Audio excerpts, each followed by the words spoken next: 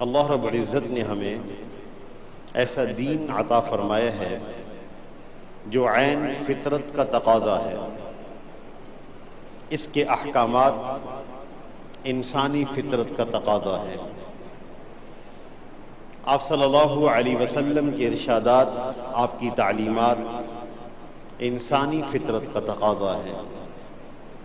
جب انسان اللہ کے احکامات اور حضور صلی اللہ علیہ وسلم کے ارشادات کے مطابق زندگی گزارے گا، اللہ تعالی کامیابی عطا فرمائیں گے، نصرت فرمائیں گے، مدد فرمائیں گے.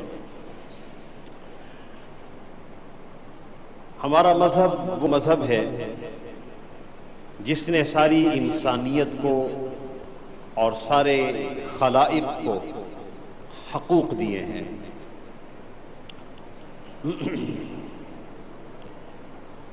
ہمارے ہاں دنیا کے اندر اس وقت جو حقوق کے علمبردار ہیں، جو مشہور ہیں، وہ اقوام متحدہ ہے، یونائٹڈ نیشن ہے، جو یہ کہتے ہیں کہ ہم انسانوں کو حقوق دیتے ہیں. 1945 میں یہ ادارہ وجود میں آیا ہے، جنگ عظیم دوم کے بعد.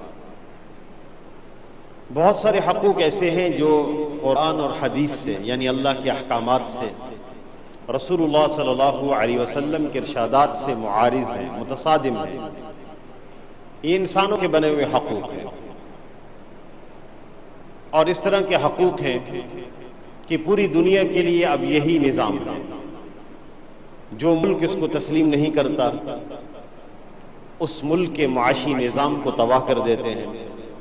پھر بھی باز نہیں آتے، پھر بھی کوئی ملک باز نہ آئے تو پھر اپنی فوج لے کر چڑھائی کرتے ہیں. ان کے حقوق کا نظام ایسا ہے جس میں چند ممالک ایسے ہیں جن کو حق استرداد حاصل ہے، ویٹو پاور، جس میں روس ہے، چین ہے، فرانس ہے، امریکہ ہے.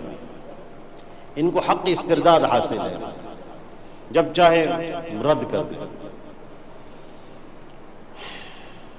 انسان اس پر فخر کرتے ہیں، دنیا کے لوگ اس پر فخر کرتے ہیں. حالانکہ حقوق کا سب سے پہلا اعتدال کا نظام وہ ہے جو 1450 سال پہلے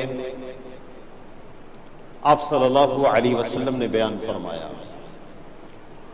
دنیا کے بنے ہوئے حقوق اور اللہ کے بیان کردہ حقوق میں فرق یہ ہے، اسلام اللہ کا حق بھی بیان کرتا ہے اور دنیا کے تمام انسانوں کا حق بیان کرتا ہے. اور یہ جو ادارے ہیں یہ صرف انسانوں کے حقوق کے بارے میں بات کرتے ہیں.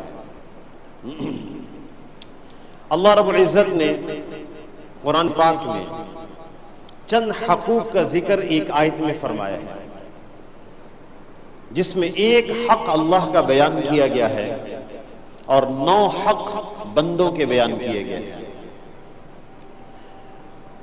ہمارے ہاں فقہ کی ایک مشہور کتاب پڑھائی جاتی ہے، ہدایہ.